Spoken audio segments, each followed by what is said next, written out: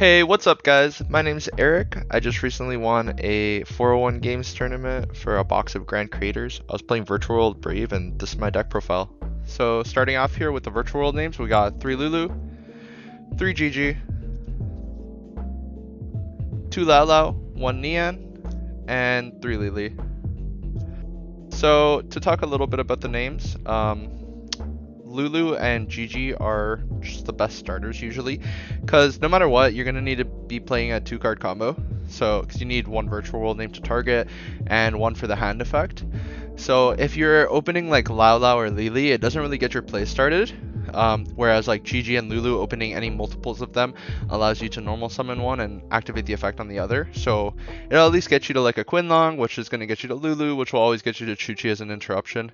And like Lala is just like the worst one to open with, so that's why I cut it down to 2.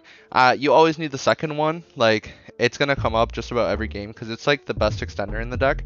But Lily, it's only at 3 really in my deck, just because for the ratio, this is 11 hand effects. So if you don't have, like, if you cut this down to 2 Lily, you're going to be down to 10. And I just think that you always want to, like, see at least one, but preferably 2 of these. So I didn't want to cut down the Lily. But post side, I might take it out sometimes, depending on the matchup. Moving on to the virtual world spells, we've got 2 Chuchi, 1 Janwu, 2 Quinlong, 3 Kowloon, and the honorary virtual world spell, 3 Itali. So Itali is just the best extender of the deck, and it's what's going to provide you like the ability to play through hand traps, to be able to extend your plays further. Something that comes up sometimes is like Janwu, activate the effect to discard or to special summon and then discard and then chain Itali so you don't have to discard, which it doesn't really come up, but it's something you want to know. And then Kowloon is just like absolutely the best starter of the deck, like even though like a starter of the deck, like it doesn't really get your play started, but it's going to put up the Chuchi on board, which is going to allow you to, whenever you search with the Quinlong for Lulu, that it's going to give you the third name off of Lulu. So Quinlong will give you one search to a name you open with a name, and then Lulu will get you to the third name. Whereas like if you open with something like a Qinglong, like it's not going to like enhance your game state, because like any virtual world targeted Qinglong isn't going to do anything unless it's like Lily and then you like go for Vermilion. But I just think it's such a neg play just because you're wasting so many resources just to get to Lulu. But I mean, you got to do what you got to do, but that's why I cut that down. And as for the traps, like you kind of need to play 3. It comes up a lot where you need the 3rd trap in your deck or else you're just not playing. So it's something where I've thought about cutting it. I've tested cutting it, and like Janwu just being able to bring back from grave, it comes up all the time into back row decks, like playing with like Torrential Tribute, stuff like that. And like for follow-up play, it's not the best because it costs a discard, but it is a way to get a name on board, which just helps you play around things like Nib. So I think it's pretty mandatory for the deck. Onto the adventure stuff, I'm playing 2 Temple, 2 Right, and then the 3 Bricks. So this might look a little bit weird to some of you, but for me, this is just the ratio that's been working the best. I think like playing 3 of either of these is okay, but playing 3 of both of them is just a little bit too much. But for my deck count, I wanted to keep it at 40, so I didn't want to like max out on these. And you're accessing that engine through Beatrice anyways, so I wouldn't really recommend maxing out. If I was gonna play like more of one of them, I'd probably just play this because like it's a good discard for Quinlong, and Joel is not as prevalent in the format, whereas like if people were playing Joel a lot, I'd probably just like be playing the 3 Right and then 1 Temple. But either way, I think that there's no like space for you to cut down on virtual world cards unless you like cut Janwu, which like you're free to try, but it just comes up for me all the time, so I think it's kind of necessary to play.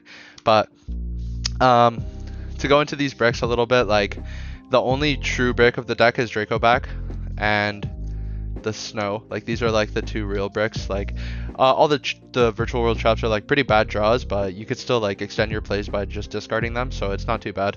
But these 2 like do absolutely nothing for you. Like normal summon snow to like make Fleur comes up sometimes, but it's not that good.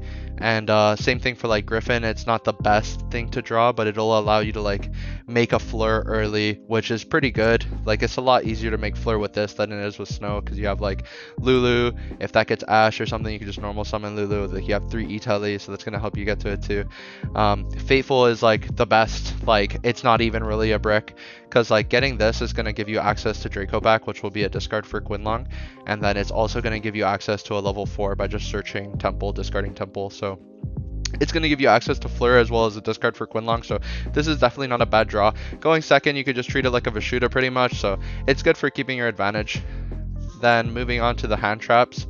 Alright, going second cards. 3 Droplet, 3 Ash, 3 Imperm.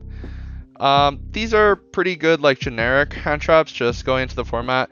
I find Droplet is really good against, like, any rogue matchups, like anything tier 2, but, like, tier 1 decks, like, you're going to be facing, like, based, obviously Despia is like in the format now, and that's why I think like 3 Ash is kind of mandatory to just max out on, just because like Branded Fusion is in so many decks right now, and it's such a crazy card, so you kind of just have to respect it. And it's the same thing with like Imperm, like just Despia being in the format, like Verte being in the format, I feel like you really have to like have something to stop that, but it's not like the greatest just because you have to set it sometimes. So like aside from going first, it's not going to be as impactful, or sorry, going like hard going second, whereas something like a Veiler, you can hold it in your hand. But I just think like Talents is really popular this format, so Imperm is just a bit better in my opinion.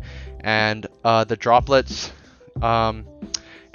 you could definitely, like, you don't have to play this. It's definitely an option for the deck. I just think it helps with like things like discard Temple, discard Quinlong. It can help you start playing, pushes through boards, and like I said, it's just like really good at OTKing with it as opposed to something like Dark Ruler. And this deck can really OTK very easily. Like Beatrice dumping like gets you to 4k plus Beatrice is 26, I think. So it's a lot of damage just off of Beatrice alone. Moving on to the extra deck, that's the main deck. It's a clean 40. The extra deck for XCs, we got Zeus, Gaia, Fan, Beatrice, M7. These are the only XCs we're playing. Zeus, Gaia, it's kind of mandatory because these two are always going to have no materials on it after you use them. So this is the only way to get to a 4 material Zeus. Fan's just like insane. Like it just like removes 1 from the field, 1 from the grave, banishes them, and then it has a floating effect which like nobody ever remembers, like nobody ever reads this card, so it comes up sometimes. You definitely want to know about it. M7 is just like really good at maintaining advantage, and like it's another form of removal, which this deck is just like really like break your opponent's board and just OTK, and if you don't, you have like really good follow-up and interruption through it. And then Beatrice is like the bread and butter of this deck. You just go Beatrice, send Temple, and then that's combo. That's crazy. Zen Temple is crazy. Moving on to the synchros here, we've got Stardust Charge, Coral, Jujui, Shen, Mathmech. So these are the 6s. Stardust Charge comes up literally every game. If you're not making it, you're doing something wrong. Coral Dragon comes up too. I mean, this comes up like less going second, but going first is a really good way to maintain your advantage while getting to like a level 6 to go into Beatrice with. And Jui is like kind of just mandatory for the deck because sometimes you'll have awkward hands where you want to like resolve Lao to its full potential, but you don't have a way to get to like a name and the 2 engrave, so you want to have this in your deck just to play through those awkward hands. And the send effect is really useful, especially into like back row decks, and like that's like a common theme with this deck is that it just plays really good into back row because you have so many like extra deck utility cards to like beat back row decks, like along with like something like Mathmech. Like this is definitely like a cuttable card, like it's an option card, but I think like just respecting Floowandereeze and Sky Striker is really important. But it's up to you. You definitely don't have to play this, but maybe you just have to like play a little bit more into your side deck to respect it. And I'll go into the side deck a bit later, but it's a little bit outdated since I won the tournament post Despia. Then moving on to the last synchros, we've got Zulkin, Crystal Wing. Pretty self-explanatory. Again, you don't have to play this. You'll notice I'm not playing Vermilion in this deck or Breaksword, which they can both come up.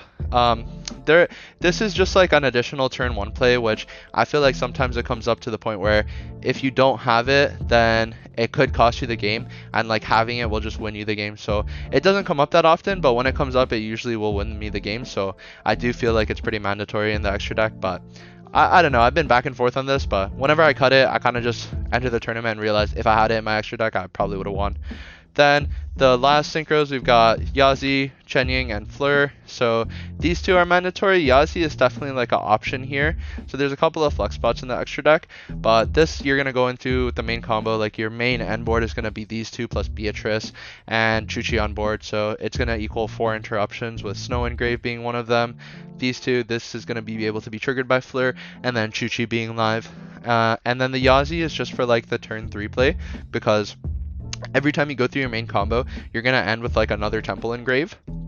So temple is gonna get you either another temple engrave or just faithful on board to get you to temple. So you're gonna have a level 4 extender, and then usually like some way to get it to a 3 tuner. So I feel like it's important to just have like something to be able to do with that. And like this is probably just the best option because it gets you to another virtual world name on board, which is just gonna allow you to keep playing. Even though it's not like the craziest effect, it's just like it's just something that's like it makes it so that your follow-up actually does something as opposed to just having a level 4 that you can't do anything with. So that's gonna be it for the extra deck. Moving on to the side deck here, like I said before, it's a little bit outdated because I made this pre-Despia, but it's 3 Twin, 2 Talents, 1 Called By, 3 Lancia, 3 Nib, and 3 Droll. So to update this for the current format, I would just say that like these are a little bit less relevant this format since like Flaunderies took like a big step back. Like a lot of less people are playing it just since Necro World Banshee is a card that goes kind of crazy in Despia, and Nib is like the same thing. Like it just doesn't really have that much application against Despia, which is like the #1 deck of the format, so it's the one that I'm respecting the most. And like these right here would be 3 ghost spells, and these would be 3 anti spells for me, because like going first against most decks, like your end board is really hard to break, but against Despia or like any branded deck, like one branded fusion can do like a lot to your end board.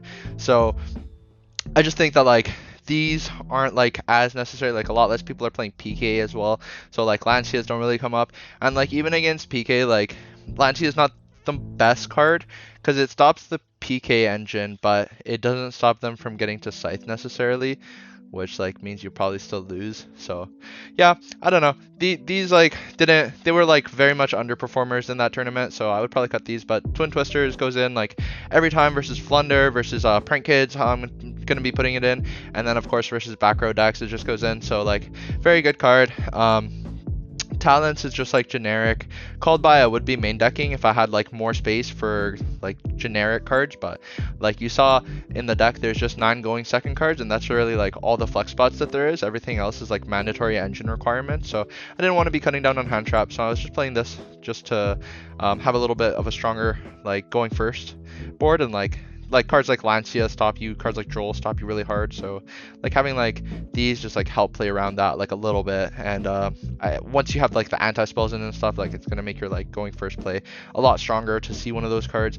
And you're drawing so many cards throughout your combo.